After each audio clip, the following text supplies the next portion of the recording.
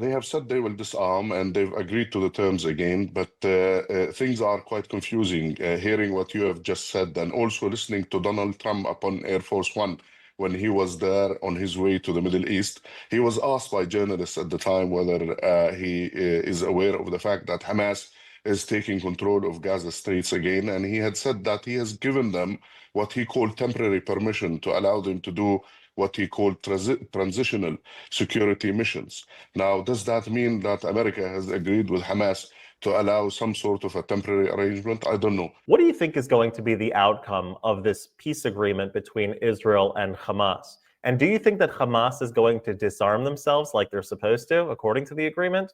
Check out this clip over here where there is a Palestinian politician who says that Hamas really should disarm or else all hell is going to break loose. So we'll watch this clip together. It's a really good interview. We'll show the whole thing and then we'll talk about it. But first, hit that subscribe button over there in the corner. We'd love to stay in touch. Check this out. To Dr. Sabri, who is a former Palestinian minister and advisor to Palestinian President Mahmoud Abbas. He's now Deputy Secretary General of the Fatah Central Committee. That's the highest decision-making body of the Palestinian political party Fatah. He's in Ramallah in the West Bank. Dr. Sabri, welcome to the show. Thank you for being with us. Thanks, it's good to be with you.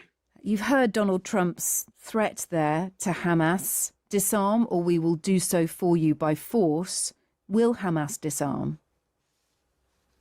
Well, I'm not sure, to be honest. They have agreed to this ceasefire. They've agreed to the terms. So I believe they should be well aligned with the terms and conditions of such ceasefire.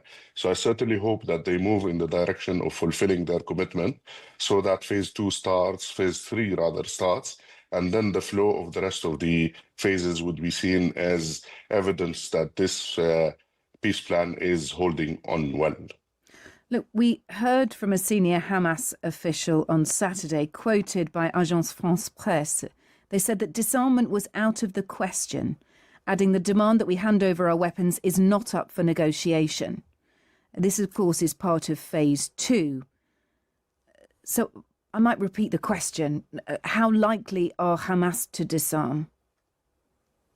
Well, they have said they will disarm and they've agreed to the terms again, but things are quite confusing. Hearing what you have just said and also listening to Donald Trump upon Air Force One when he was there on his way to the Middle East, he was asked by journalists at the time whether he is aware of the fact that Hamas is taking control of Gaza streets again, and he had said that he has given them what he called temporary permission to allow them to do what he called transitional security missions. Now, does that mean that America has agreed with Hamas to allow some sort of a temporary arrangement? I don't know.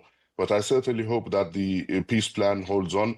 The people of Gaza have had enough. And as you could see, and as your reporter has mentioned, there's a big sign of relief that this war has ended.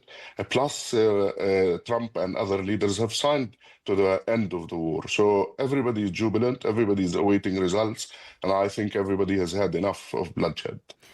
Look, I like your faith in the peace plan, and I certainly do not want to do it down. I think what is certain is that phase 1 needs to be complete before phase 2 begins. And we heard from Jared Kushner, Trump's son-in-law. He helped broker the deal. He said deal guys like him had succeeded because they're prepared to leave the details for later. The Qatari Prime Minister said similarly on Friday, if we went for a full package negotiations, we wouldn't have reached these results. In other words, they're sure about phase 1, but phase 2 and 3 are kind of throw as much stuff at the wall as you can and see what sticks. They are far from clear. So as we understand it, Hamas feel that they have not agreed to disarm, or there's some ambiguity about whether Hamas will disarm. And I want to look ahead if they don't disarm. We know that the political party Fatah are not fans of Hamas.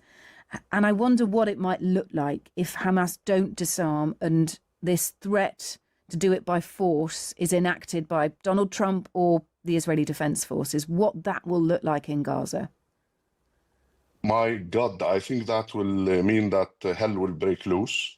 I totally agree with you that there's a great level of ambiguity.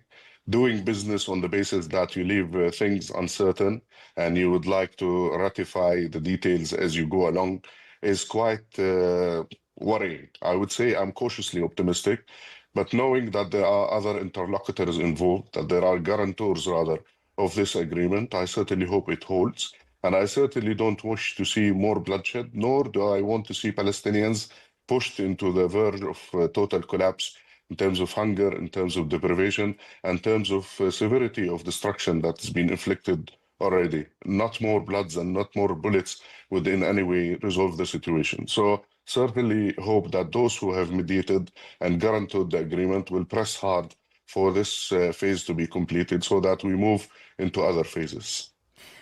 Dr. Sedem, I wonder what you think of Hamas not releasing all of the fallen hostages, the dead hostages, 4 yesterday, 4 due today, possibly 4 tomorrow. Feels like a coordinated execution of release. It feels calculated. Do you think they have the hostages to return? What do you think about the manner in which those bodies are being returned by Hamas? Listen, my family is in Gaza. I know the place quite well, and I'm aware of the level of destruction. I can tell you street by street as what is happening there. I can imagine that it is difficult now, given the state of structures that exists. We're talking about rubble and talking about the remains of buildings. It's hard to dig deep to get the bodies. I'm not speaking for Hamas nor defending its position, but I know quite well that this is a matter of concern that needs heavy equipment involved. So maybe that's hampering. I'm saying maybe, but I'm not sure if there's any calculation towards sabotaging a process that's flowing. This is definitely going to damage Hamas further. And I again say that the people will pay the heavy price if there is any resumption of bombardment. So again, I would say certainly hope that this matter is resolved immediately so that not to hit a dead end again. You have family in Gaza. You know it well, as you say. In terms of future governance, what do your family say about the Gaza Strip? What do they want? I mean, at the end of all this, this is the whole Palestine cause was pinned on the fact that there will be a Palestine state coming into being. So now we are talking about a new Middle East. We're talking about a fresh start. And you heard all the nice speeches yesterday. So my people in Gaza, my own family, would like to see the future, a brighter future to come. Would like to have the Palestinian state come to being, and also the emergence of sovereignty and the independence as legitimate rights of Palestinians. So I don't think anybody in Gaza is interested in wars, nor do anybody wants to see any more bloodshed. I think we've had decades of bloodshed, and everybody is hoping that indeed there will be a new Middle East, a Middle East that's based on the independence of Palestine, on sovereignty being exercised and international law being upheld, and two states exist and coexist next to each other, for sure. Now, Fatah is the largest faction of the Palestine Liberation Organization, the PLO. They've not really been discussed when we talk about the future of Gaza.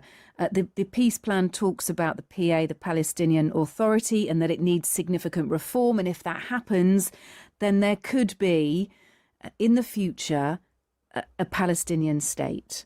What role do you see for Fatah and the Palestine Liberation Organization? Well, let me tell you with honesty, they can say whatever they want to say. The system, as it were, was run by the Palestinian Authority. I'm not talking about security in Gaza, but talking about education, health, infrastructure, and even projects that Britain support and other countries. So it wasn't being run by Hamas? The majority of services were run by the Palestinian Authority. Public servants were paid by the Palestinian Authority. The entire system was run by the Palestinian Authority. What we lacked is security because Hamas took over the Gaza Strip, as you know, in 2007. So the resumption of our work would certainly bring about a different reality for people. And this is what my own relatives would welcome. You asked me earlier. A role for the PA. Now, there is a big, line of ambiguity there since Trump had said that the PA reformed and what have you will have a role. But next to him, just 2 meters away from him, stood the Prime Minister of Israel, who said no to the Palestinian Authority and no to a Palestinian statehood, which makes things more and more complicated. So I understand that phase 2 is complicated.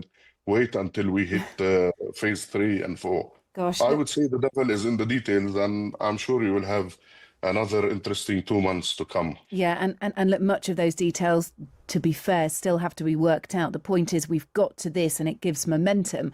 But if people think this is all sewn up and the text is ratified and everything's set to go ahead, really that is completely fantastical. That is a fantasy. Hard work to come. We'd love to check in with you again, Dr. Sabri Sedam. Thank you for speaking to us tonight. Former Palestinian minister and advisor to President Mahmoud Abbas, now a Deputy Secretary General of the Fatah Central Committee. Thanks for speaking. So as far as what he said about Hamas disarming or all hell is going to break loose, I share that, and I hope that is the case. I hope that Hamas, first of all, just does decide to release their weapons. I don't think that's going to be the case, but that would be, in an ideal situation, make it easy.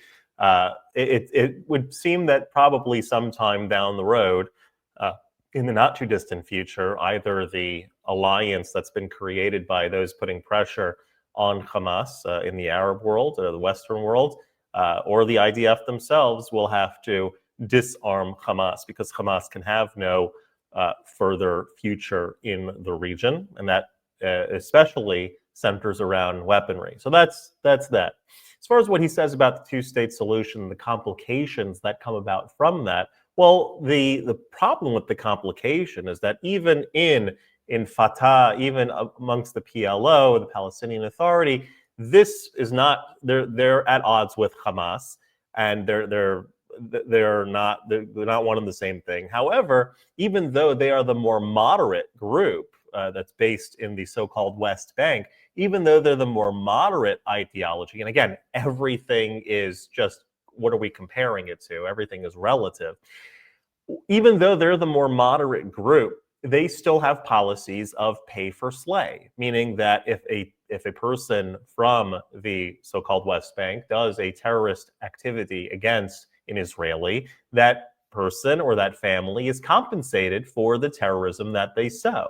And that is not exactly what you would call a peace partner. That's not exactly someone that you can make something like a two-state solution with. If somebody seeks your destruction and doesn't recognize your existence, it's not really someone that you can coexist with peacefully. How can you have a peace deal if someone says, I want to destroy you?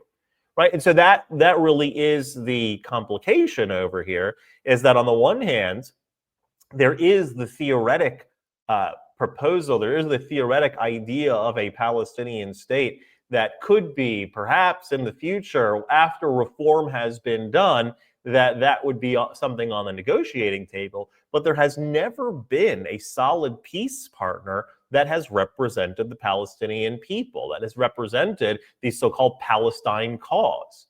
It hasn't been. Every group has delegitimized Israel's right to exist. Every group has either openly or tacitly endorsed terrorist activities.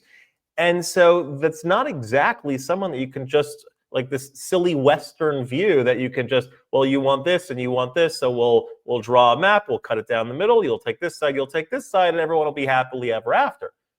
Doesn't work like that, not even in the slightest.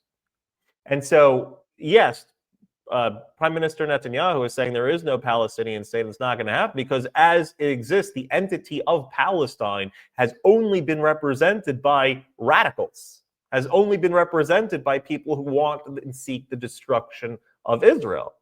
And so you can't have a peace partner who seeks your destruction. If theoretically there was reform and there was a new ideology and there was a new culture that was created, yeah, anything's possible. If that let's see it happen first, or let's see even the machinations of that trajectory begin to form, because we haven't. There's good momentum in discussions and in a peace process, and perhaps the expansion of the Abraham Accords, and there be normalization between some of the Arab nations and Israel. That is very much something that we can be cautiously optimistic about. But as far as the reform of the Palestinian people, the Palestinian cause, I'll believe it when I see it. Halavai, would love to see such a thing, but we don't really have much in our past that can validate or give us much hope to see that happening anywhere in the near future. I would love to be wrong about that, or I would love to see the wheels turning in a way that initiates radical change in culture. Until that point, we'll keep you apprised of everything as it develops with this new peace process deal. And if you like this content overall, hit that subscribe button over there in the corner. We'd love to stay in touch. Take care.